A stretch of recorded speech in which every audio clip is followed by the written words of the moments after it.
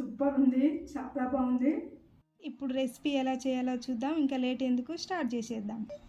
Hi అండి, welcome to Louis vlogs. ఈరోజు recipe వచ్చేసి ఉలవచారు.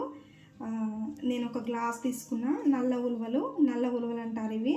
నేను ఒక గ్లాస్ తీసుకొని ఇప్పుడు కుక్కర్లో వేసుకొని ఇవి ఇప్పుడు మంచిగా నీట్గా కడిగేసుకొని స్టవ్ మీద పెట్టి ఉడకనివ్వాలి. ఇవి చారు ఎక్కువ కావాలంటే ఇన్ని వాటర్ ఉండాల్సిందే. ఇప్పుడు సరిపడా సాల్ట్ వేసుకొని స్టవ్ మీద పెట్టుకుందాం. ఇప్పుడు ఈ ఉలవచారు ఉడికిపోయింది, మనం వడగట్టుకుందాం.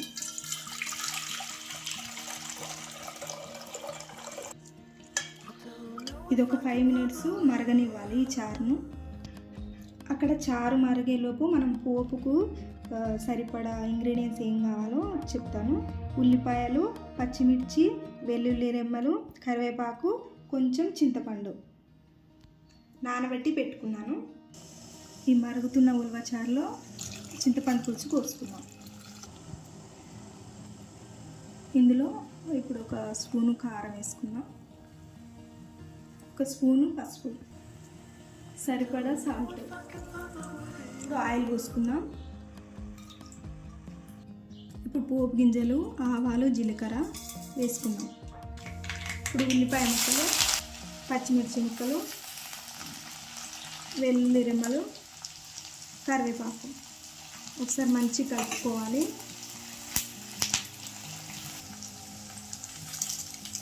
ఎండుమిర్చి, ఇది కొంచెం ఎక్కువగా వేగనివ్వద్దు.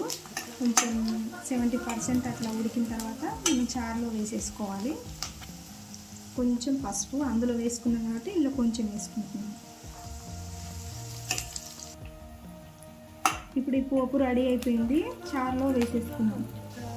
ఒక స్పూను అల్లం వెల్లుల్లి పేస్ట్. ఇప్పుడు మరుగుతున్న చారులో ఈ పోపు వేసుకుంటే అంతే అండి, రెడీ అయిపోయినట్టే. ఇంతే అండి, ఈజీ ప్రాసెస్లో ఉలవచారు రెడీ అయిపోయింది. ఈ ఉల్లిగడ్డ ఫ్లేవర్ అంతా చారుకు బట్టి టేస్ట్ బాగుంటుంది అన్నమాట. ఇప్పుడు మనం లాస్ట్లో కొత్తిమీర చల్లుకుందాం. చికెన్ ఫ్రై కూడా చేశాను అనమాట, టేస్ట్ చేసి చూద్దాం. ఇప్పుడు వేడి వేడి చారు, పక్కనే చికెన్ ఫ్రై, టేస్ట్ చేసి చూద్దాం. ఇప్పుడు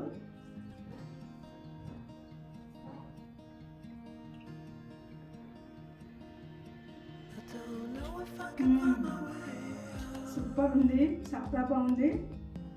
టేస్ట్ అయితే అదిరిపోయింది. చికెన్ పీస్ అన్నమాట.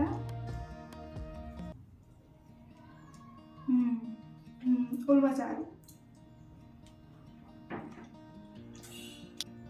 ఎంత బాగుందంటే అంత చాలా బాగుంది. చాలా రోజులు అవుతుంది అనమాట చేయక.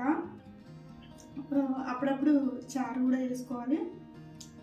ఉలవచారు అయితే చాలా బాగుంది, మీరు కూడా ట్రై చేయండి. మీకు కనుక ఈ వీడియో నచ్చినట్టయితే లైక్ అండ్ షేర్ చేయండి.